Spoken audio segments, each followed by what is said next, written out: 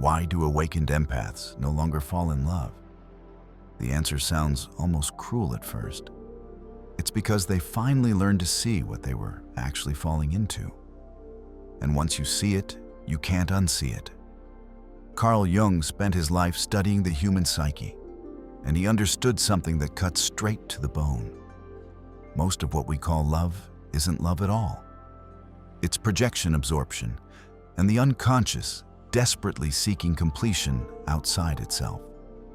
And for empaths, those who feel everything with an intensity that borders on overwhelming, this illusion runs even deeper. The truth is this: awakened empaths don't fall in love anymore, because falling implies blindness, surrendering to forces you can't control, descending into something you mistake for destiny. And once an empath awakens, once they've tasted what it means to stand firmly in their own being, they don't fall. They rise. They choose. They walk into love with their eyes wide open. Or they don't walk into it at all. If you're an empath, you already know what I'm talking about. You've spent your entire life as an emotional antenna picking up frequencies other people don't even know exist. Walking into a room and immediately sensing the tension no one's spoken about. Sitting across from someone and feeling their sadness before they've said a word. You don't just observe human psychology. You absorb it. It's like living with your skin turned inside out. Every emotion in the room lands on your nervous system. Every unspoken word echoes in your chest. Every shift in energy, every micro-expression, every subtle change in tone, you register it all. And you thought everyone experienced the world this way, until you realized with a kind of lonely clarity that they don't. Most people walk through life with emotional armor you were never issued. But here's what Jung discovered in his exploration of the human psyche. What empaths call sensitivity, the unconscious calls porosity. Your boundaries weren't just thin. They were almost transparent. And every relationship became a flood you thought was love. Jung called this the problem of the permeable psyche. While most people have fairly solid walls between their inner world and others' emotional states, empaths exist with doors wide open. And through those doors, everything rushes in. The anger someone's suppressing, the grief they're carrying from childhood, the anxiety they're pretending not to feel. It all floods into you, and you mistake this flooding for deep connection, for intimacy, for proof that you've found something real. Think about it. How many times have you met someone and within moments, you weren't just connecting with them, you were becoming them? Their pain became your mission. Their emptiness became your purpose. Their healing became your identity. You didn't fall in love with who they were. You fell into the vast ocean of who they needed you to be. This is the empath's curse wrapped in beautiful paper. You mistake emotional overwhelm for deep connection. You confuse carrying someone's darkness for intimacy. And worst of all, you believe that love means dissolving so completely into another person that you forget where you end and they begin. The pattern becomes a kind of addiction. You meet someone, and within hours, sometimes minutes, you're not just connecting with them. You're downloading their entire emotional operating system. Their fears become your fears. Their wounds become your wounds. Their inner child's cry for help becomes your mission. And you call this empathy. You call this love. But Jung would call it something else entirely. Unconscious merger. The dissolution of self masquerading as union. Jung spent his life studying what he called the collective unconscious, that vast repository of human experience we all share. But empaths don't just access it. They live in it. Every conversation, every glance, every silence. You're not just present with one person. You're present with every wound they carry, every fear they hide, every shadow they refuse to face. You're also picking up on things that don't even belong to them individually. Ancestral pain, cultural trauma, the accumulated grief of their family line. You meet someone, and suddenly you're feeling their grandmother's unprocessed sorrow, their father's buried rage, their mother's silent desperation. And because you don't know how to differentiate what's theirs from what's yours, from what belongs to the collective stream of human suffering, you try to carry all of it. You try to heal all of it. And you call this love. And you thought this was love?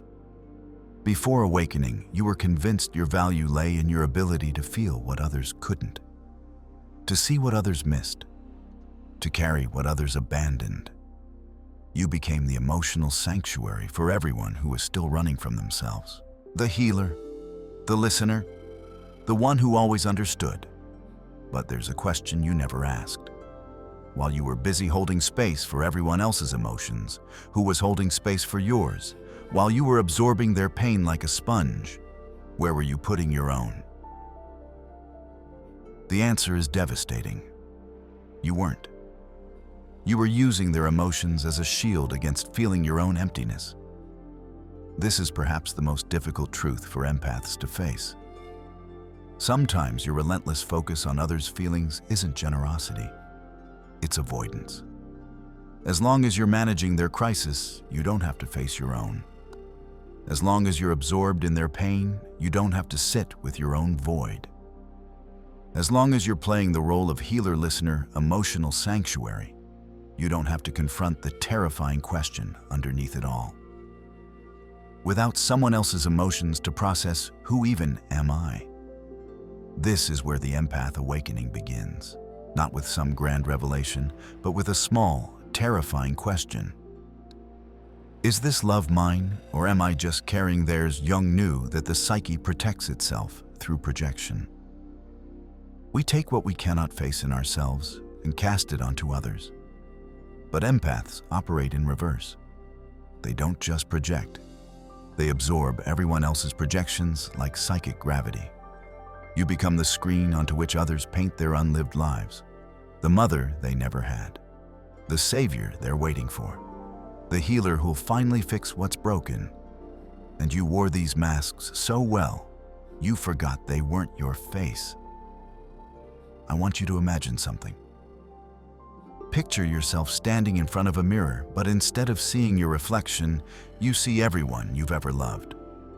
Their faces, their needs, their expectations. Now imagine that mirror shattering. Piece by piece, their images fall away. And for the first time in your life, you see yourself. Just you. Raw, unadorned, undefined by anyone's need for you to be something. That moment of seeing, that's awakening. And it's brutal.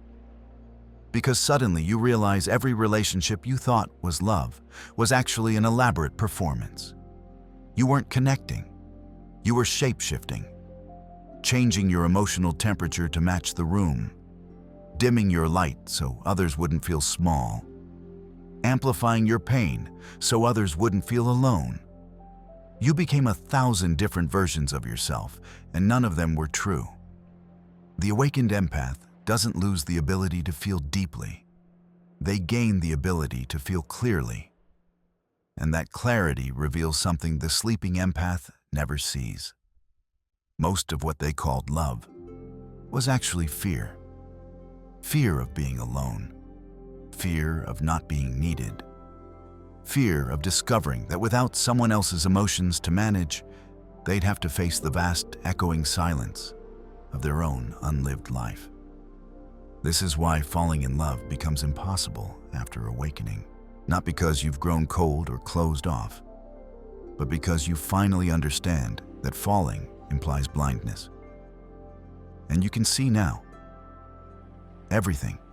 The patterns, the projections, the shadow contracts hiding beneath pretty words.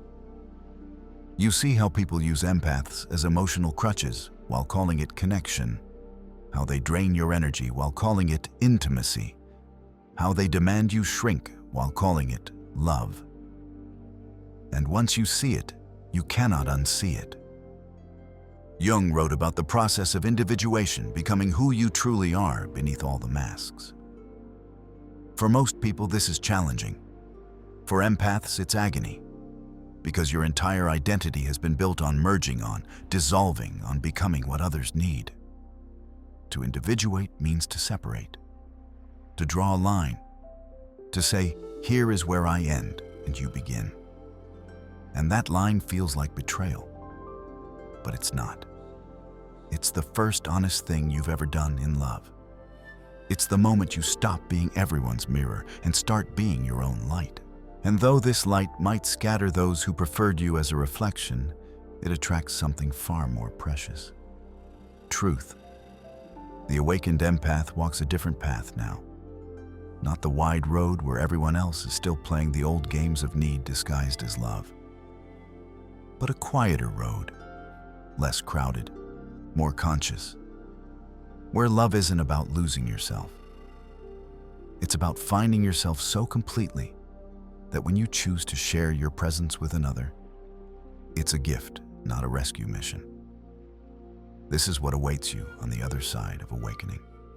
Not coldness, not loneliness, but a kind of love the sleeping world doesn't understand, yet desperately needs. A love that doesn't require you to drown to prove its depth. A love that honors your sensitivity without weaponizing it. A love where two whole people stand side by side, feeling everything, carrying nothing that isn't theirs. Carl Jung on empathy reveals something most psychology misses. Empathy isn't just the ability to feel what others feel. It's the dangerous gift of absorbing what others refuse to acknowledge. And for those born with this gift, every relationship becomes a theater where they play every role except their own. Before awakening, the empath exists in a strange double bind. Not only do they project their own unlived qualities onto others, casting their inner masculine or feminine onto partners, but they also become the canvas for everyone else's projections. It's like being both the painter and the painting, the dreamer and the dream.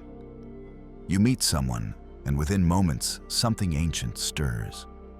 You sense their wounds before they speak. You feel their hunger before they reach for you. And your empathic nature does what it's always done. It responds, not to who they are, but to who they need you to be. The nurturer, the wise one, the patient listener, the unshakable presence. And here's where it gets twisted. You think you're being authentic. You think this is just you being loving, being kind, being there. But Jung would ask you to look deeper. Whose need is really being met here? When you rush to soothe their anxiety, are you serving them, or are you quieting your own discomfort with their pain? When you offer endless understanding, are you giving love, or are you earning the right to be needed? Watch how this plays out. Someone shares their struggle, and before they've even finished speaking, you're already formulating how to help them. You're scanning your internal database for solutions, reassurances, perspectives that might ease their burden. You think you're being present, but you're actually escaping. Escaping the rawness of simply being with their pain without trying to fix it. Escaping the vulnerability of not having an answer. Escaping the truth that their suffering isn't yours to solve. This is the shadow that awakened empaths must face. Sometimes your empathy isn't generosity. It's control disguised as compassion. By feeling everything, by fixing everything, you ensure they stay dependent. And dependent people don't leave. Think about the last time someone you cared about was in pain. Remember that urgency you felt, that almost compulsive need to make it better. Now ask yourself honestly, was that love, or was that your own anxiety about not being able to fix them? Was that empathy, or was that the terrifying possibility that if you couldn't heal them, you had no value? This is the addiction empaths rarely name, the addiction to being needed. Because somewhere along the way, you learned a devastating equation. Being needed equals being loved. And if you're not carrying someone's burden, maybe you're not worthy of staying. The origins run deep. Maybe you grew up in a home where emotions were volatile, and you learned to read the room to stay safe. Maybe you had a parent whose moods dictated the weather of your world, and you became a tiny meteorologist, constantly scanning for storms. Maybe you discovered early that your worth was measured by your ability to make others feel better. And so you became the emotional thermostat. Always adjusting, always accommodating, always available. Your nervous system learned to prioritize everyone else's comfort over your own existence. This wasn't a choice. It was survival. But at some point, survival strategies become identity, and you forgot you were playing a role. In personal development, they talk about finding yourself. But empaths first have to learn they lost themselves. That the person they've been in relationships, the endlessly patient, infinitely understanding, never too much version, that isn't their authentic self. It's a construct built from other people's needs and their own fear of abandonment. Jung understood the empath-narcissist dynamic in a way that still cuts to the bone. It's not that empaths attract narcissists by accident. It's that the empath's unconscious wound seeks out the narcissist's wound for a dark kind of completion. The empath gets to feel valuable through endless giving. The narcissist gets to feel worthy through endless taking. Both avoid facing their real emptiness by playing this dance. And the empath calls it love. But awakening changes the music. Suddenly you hear the pattern. You see how you've unconsciously sought out people who couldn't meet you because if they could, you'd have to face your terror of being truly seen. You notice how you volunteered for emotional rescue missions because fixing someone else is easier than fixing yourself. You realize your empathy, your beautiful, profound sensitivity, has sometimes been a weapon you've used to avoid true intimacy. Because here's the truth that shatters the mirror. Real intimacy requires you to show up as yourself, not as what others need. And showing up as yourself means you might not be chosen. And for the empath who's built their entire identity on being needed, that possibility feels like death. Let me tell you about Michael. He was the kind of person everyone called when things fell apart. Relationships, careers, midnight crises, he was there. He prided himself on his emotional availability, his capacity to hold space. He called it being a good person. His therapist called it self-abandonment. The awakening came when someone he loved looked at him and said, "I appreciate everything you do for me, but I don't actually know who you are." And Michael realized with crushing clarity, neither did he. He'd been so busy becoming what everyone needed, he'd never stopped to ask what he needed, what he felt, what he wanted. Beneath all that empathy, there was just a vast, echoing void where a self should have been. He sat in his therapist's office that week and couldn't stop crying. Not the gentle tears of sadness, but the kind of sobbing that comes from finally seeing how thoroughly you've abandoned yourself. "I don't even know what I like," he said. "I mean, my favorite foods are whatever the person I'm with wants to eat. My music taste is whatever makes them happy. I've spent 40 years being a mirror, and I don't know what my own face looks like anymore." This is the empath's brutal reckoning. That all that feeling, all that sensitivity, all that deep understanding of others was sometimes a sophisticated escape from understanding themselves.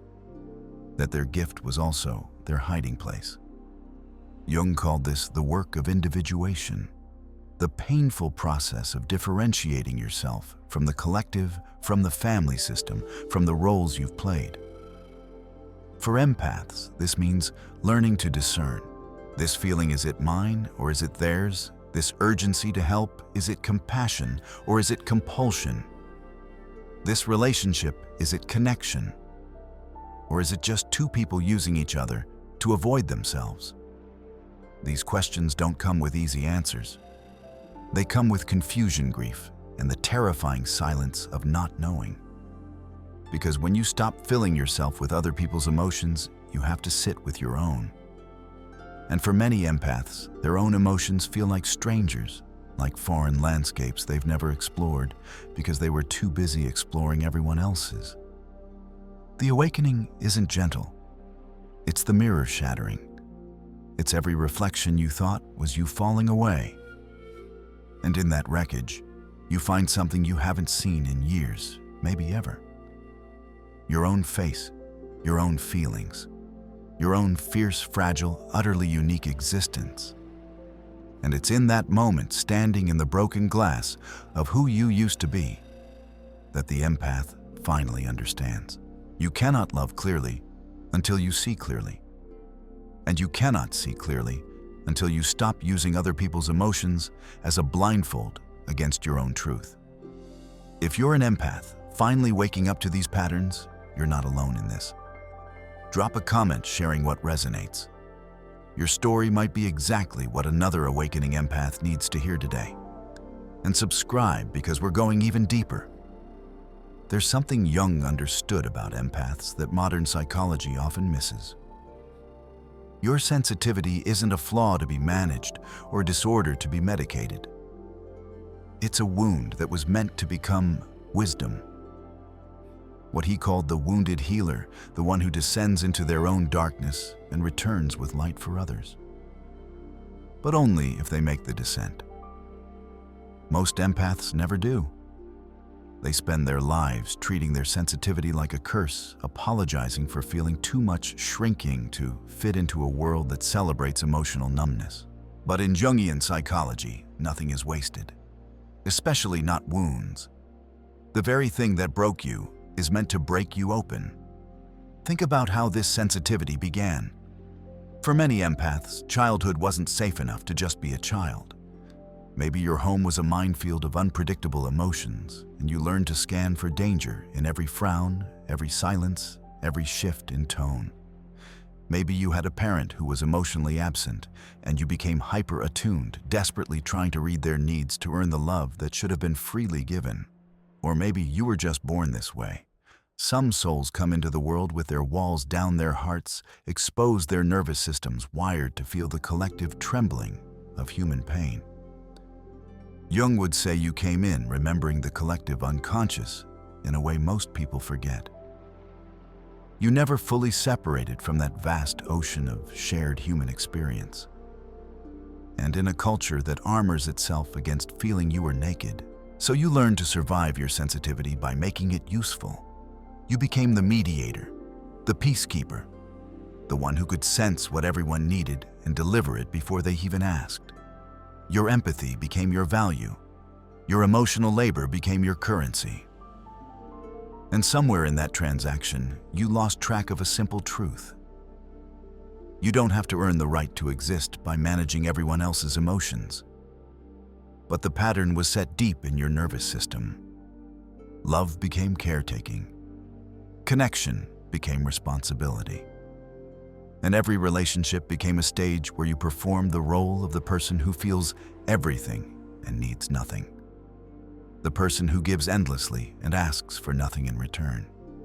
The person who is always, always there. Even when being there means abandoning yourself. Jung would point to the shadow lurking beneath this noble image. The parts of the empath they refuse to acknowledge. And it's brutal to face, but necessary. Sometimes your empathy has been manipulation. By understanding people better than they understand themselves, you maintained the upper hand. By being indispensable, you made sure they couldn't leave. By carrying their pain, you kept them weak enough to need you. This isn't about shame. It's about truth. The shadow isn't evil. It's unconscious. And what's unconscious controls you. The empath who hasn't faced their shadow is dangerous, not because they're malicious, but because they're blind to how they use their gift as a weapon.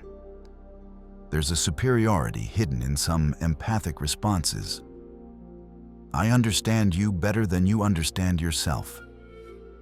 There's a subtle invalidation in constantly sensing what others feel. It can prevent people from having their own emotional experience. There's a kind of violence in always anticipating needs. It robs others of the dignity of asking. And perhaps most painful to admit, sometimes empaths choose emotionally unavailable people on purpose. Not consciously, but the pattern is clear. You pick the ones who can't fully meet you. Why? Because if they can't see you clearly, you don't risk being truly known. And being truly known means being potentially rejected, not for what you do for others, but for who you are underneath all that giving. This is the shadow work Carl Jung empath psychology demands. Not just feeling your feelings, but examining why you feel compelled to feel everyone else's. Not just being sensitive, but asking what your sensitivity is protecting you from. Not just absorbing pain, but questioning whether you've used others' pain to avoid the terrifying depth of your own. Let me tell you about Elena. She was a therapist, ironically specializing in trauma. Everyone who knew her called her a natural healer, deeply intuitive, impossibly compassionate.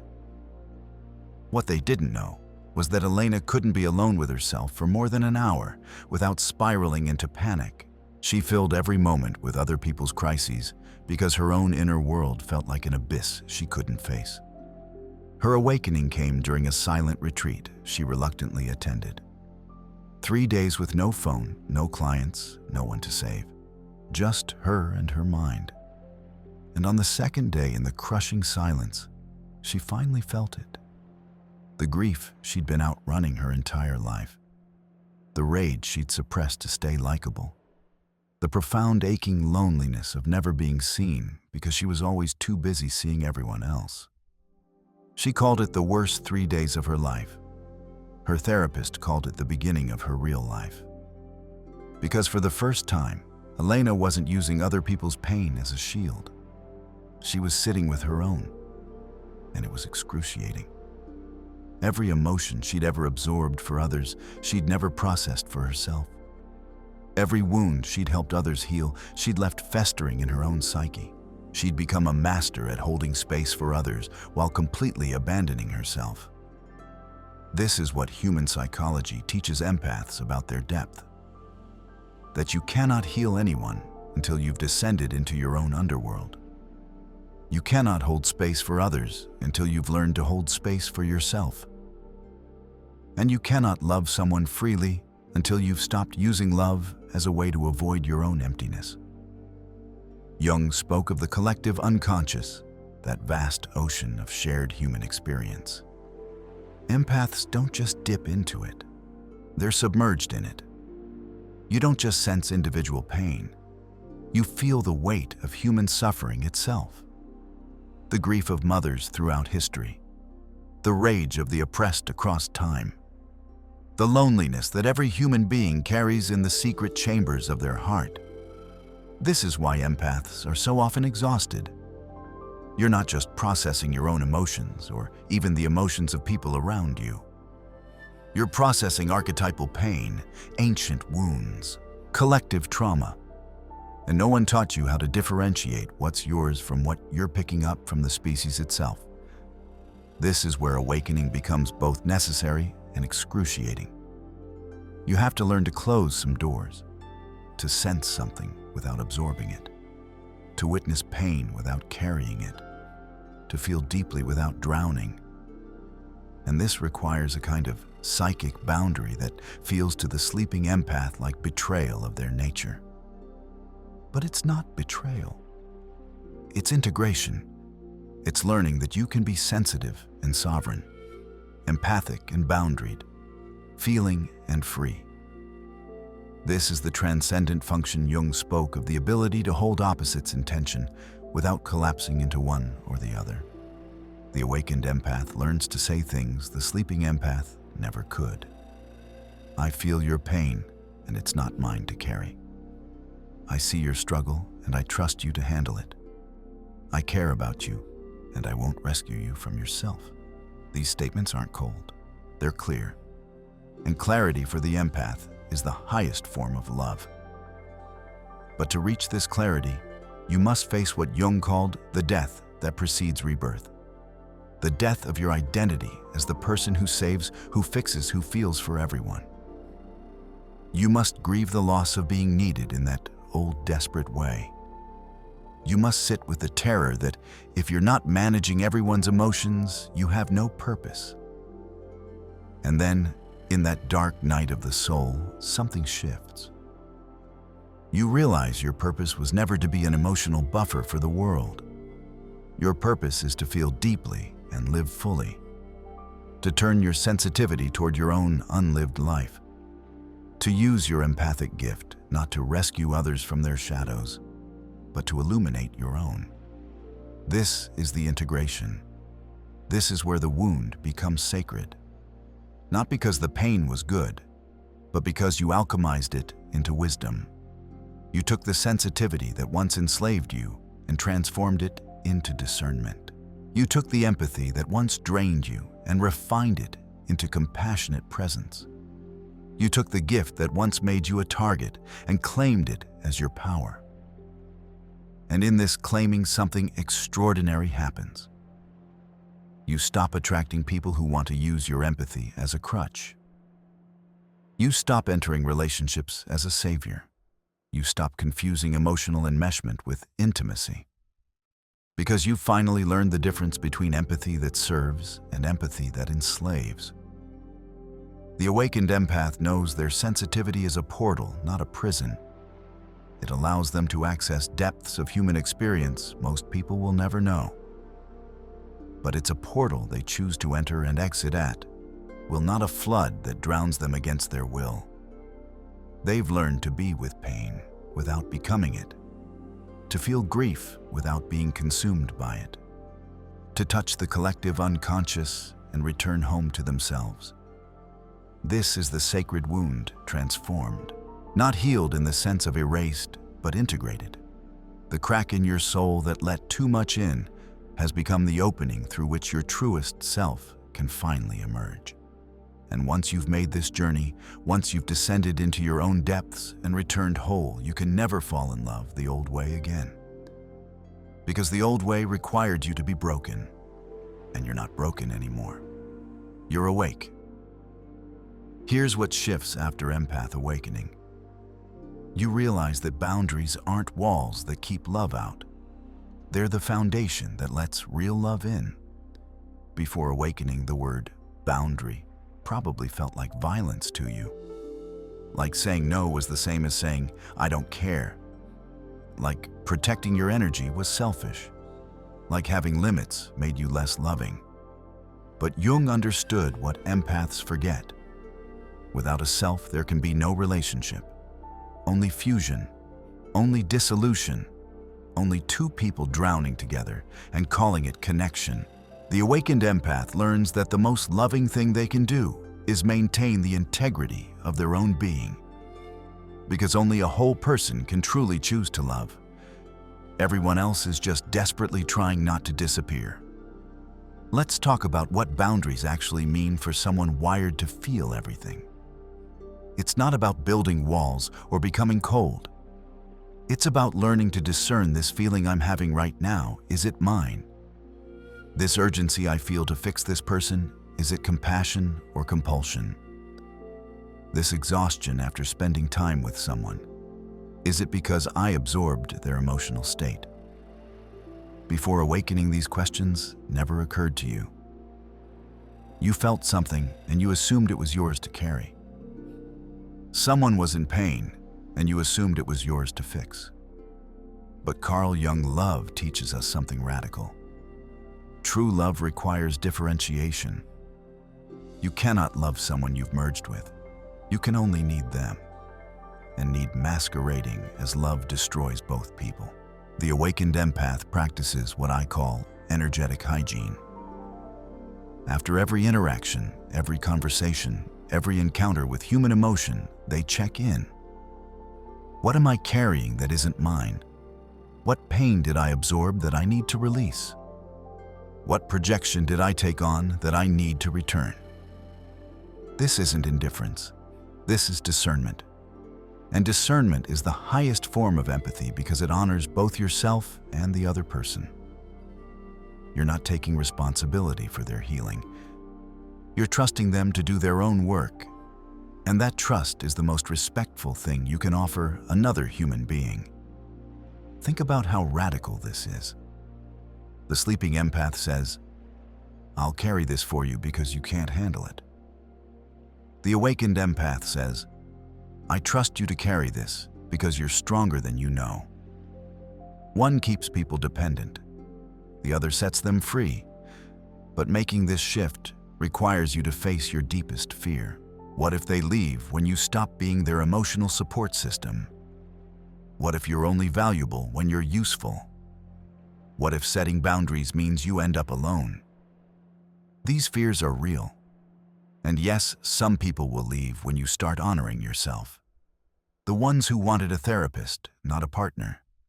The ones who confused your empathy for weakness they could exploit. The ones who mistook your sensitivity for a doormat they could walk across. Let them go. They weren't loving you anyway. They were using you. And in the space they leave, something miraculous becomes possible. You might actually meet someone who sees you. Not what you can do for them, not how you make them feel, but you in all your complex, contradictory, beautifully flawed humanity.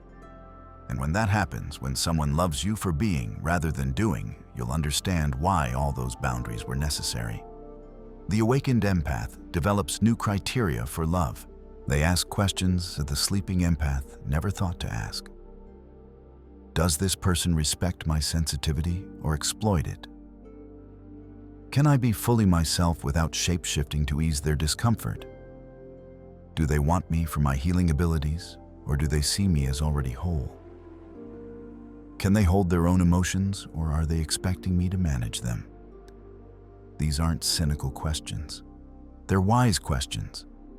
They're the questions that protect your energy so you can show up authentically instead of collapsing into another performance of being what someone needs. Let me tell you about David. He was dating someone who constantly tested his empathy.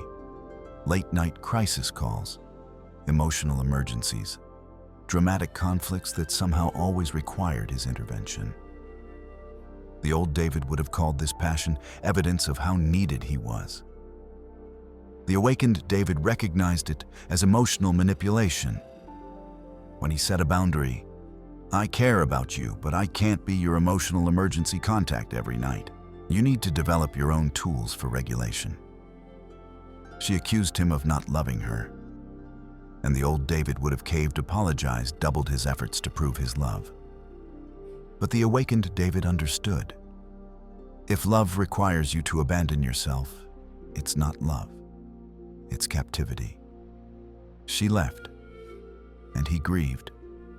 Not just the relationship, but the entire version of himself that believed his value came from being indispensable. He grieved the boy who learned that love meant sacrifice. He grieved the man who'd spent decades confusing self-abandonment with devotion. But he didn't regret the boundary, because he'd finally chosen himself. And choosing yourself after a lifetime of choosing everyone else is the most profound act of self-love an empath can perform. This is what empath psychology reveals about boundaries.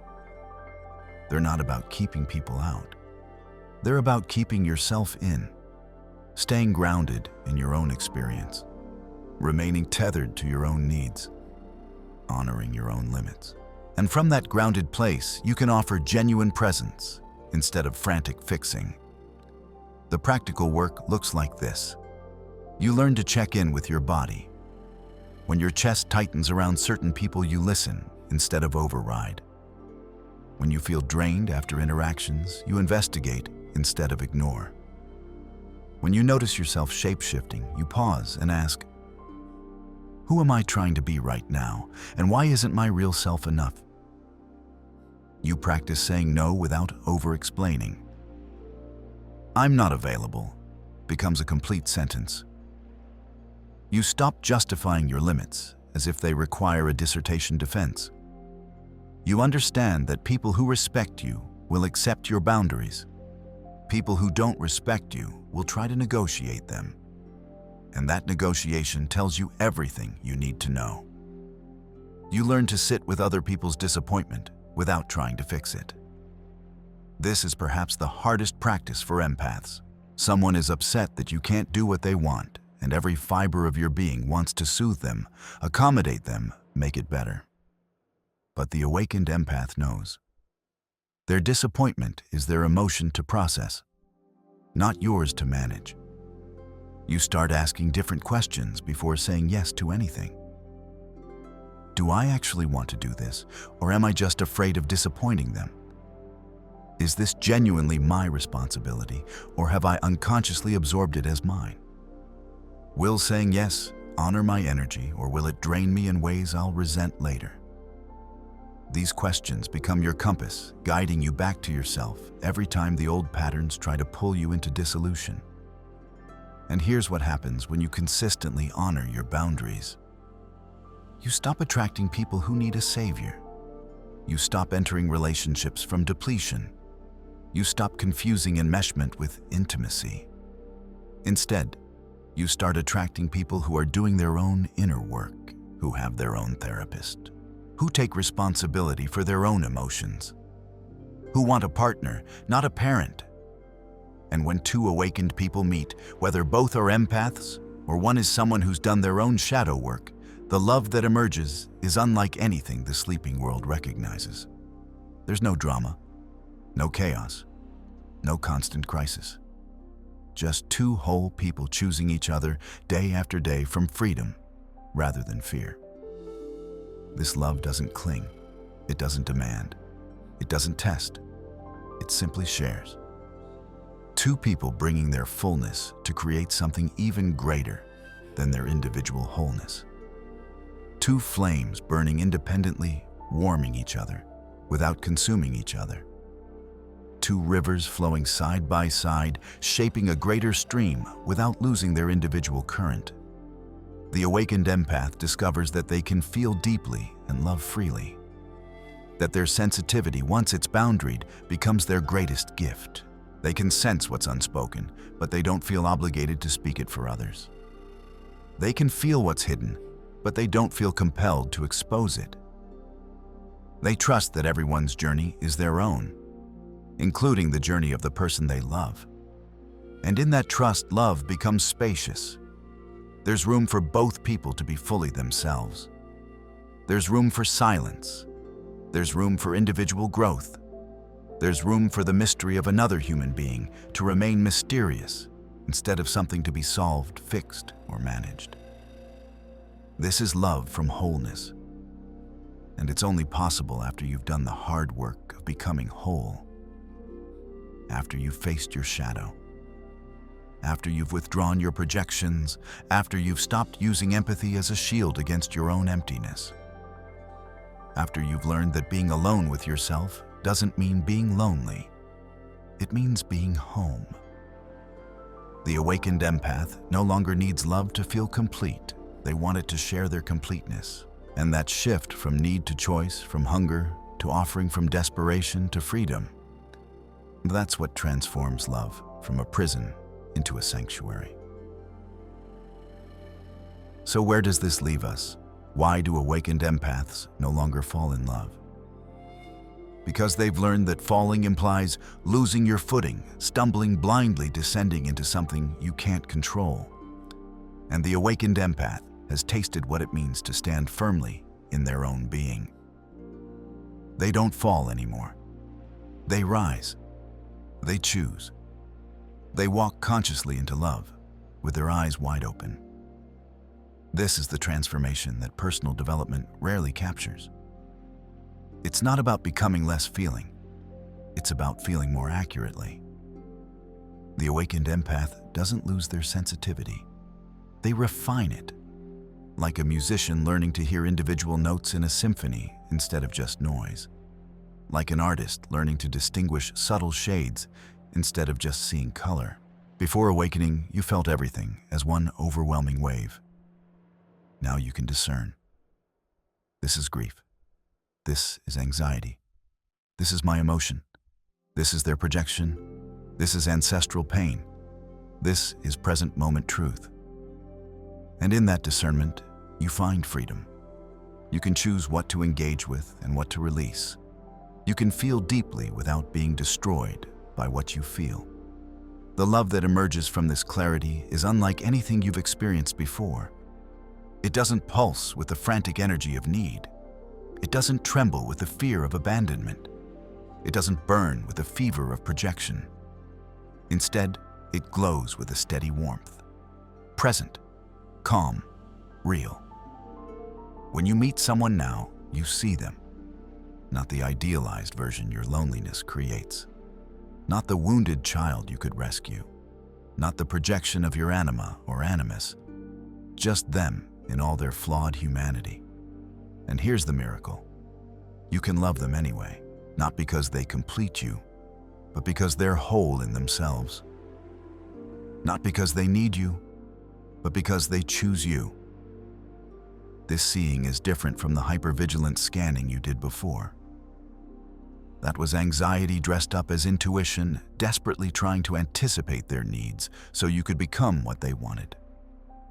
This new seeing is clear-eyed and calm. You notice their patterns without taking them on. You sense their wounds without making them your mission. You feel their humanity without dissolving into it. And in that spacious awareness, real intimacy becomes possible for the first time. This is what Carl Jung on empathy ultimately teaches us, that the highest form of love is conscious love. Love that knows itself. Love that sees clearly. Love that requires nothing except the mutual decision to share this journey. And such love is rare because it demands both people to be awake. The paradox is beautiful. After awakening, you feel more deeply than ever before. Your empathy doesn't diminish. It intensifies. But now it flows from a grounded center instead of a desperate void. You can sit with someone in their darkest moment without taking on their darkness. You can witness their pain without making it your mission. You can love them fiercely without losing yourself in them. And this is where the empath discovers their true power. They're not just bridges to the emotional world. They're guides. They show others what it looks like to feel fully and live freely, to be sensitive and strong, to be open and boundaried, to dive deep into emotion and always surface back to self. Your sensitivity was never the problem. The lack of integration was. The missing boundaries were. The unconscious patterns were. But your ability to feel the subtleties of human experience, to access depths others can't reach, to sense what's hidden and honor what's sacred, that's your gift. And once you've claimed it consciously, once you've learned to wield it with wisdom, you become medicine for a world that's forgotten how to feel. This is your invitation. If you're an empath who's tired of drowning in love, who's exhausted from carrying everyone's pain, who's ready to stop shape-shifting and start being seen, your awakening is calling. It won't be gentle. It will shatter every illusion you've built about love, about yourself, about your purpose. But on the other side of that shattering is a wholeness you've never known. You don't need to be fixed. You need to be freed. Freed from the belief that your value lies in your usefulness. Freed from the pattern of rescuing others from themselves. Freed from the addiction to being needed. And in that freedom, you'll discover that you're not too sensitive for this world. You're exactly what this world needs, but only when you're awake. The awakened empath loves differently, deeper, clearer, freer. They bring their wholeness to the table instead of their hunger. They offer presence instead of fixing. They create sanctuary instead of chaos. And when they find someone who's also done the work, who's also walked through their own fire and emerged whole, the love that blooms between them is sacred. Not dramatic, not desperate, not dependent. Just two people who know themselves choosing to know each other. Two souls who face their shadows, walking in the light together. Two hearts that beat independently, creating a rhythm that's greater than either could make alone. This is the love that Jung spoke of when he wrote about the union of opposites. Not two halves becoming whole, but two wholes creating something transcendent. Not need meeting need, but consciousness meeting consciousness. Not wounds seeking healing, but healed beings sharing their strength. And yes, this love is uncommon. Most people are still playing the old games, still confusing drama with depth, still mistaking obsession for devotion, still believing that suffering is proof of caring. The awakened empath can't play those games anymore. They've seen behind the curtain. They know the truth. And truth doesn't compromise itself to fit into illusion. So you may walk alone for a while. The path of awakening is often solitary, but you're not lonely. You're learning to be your own companion. You're discovering that your presence is enough, that your sensitivity is sacred, that your wholeness is not contingent on anyone choosing you. You're complete already.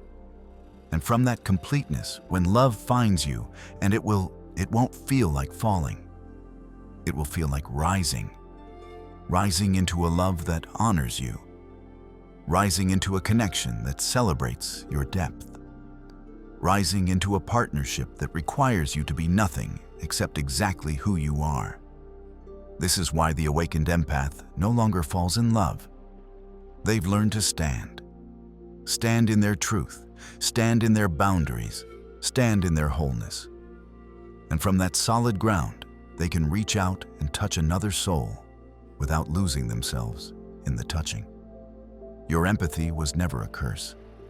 It was always an invitation to feel more deeply, to see more clearly, to love more freely than the sleeping world believes possible. And now that you're awake, you finally understand. The depth of your feeling is matched only by the depth of your being, and both are infinite. So stand in that infinity. Honor your sensitivity. Trust your discernment. Maintain your boundaries. Choose yourself first. And when you meet someone who's also standing in their own infinity, when you encounter a soul who's also done the work, you won't fall. You'll rise together into a love that's finally worthy of your awakened heart.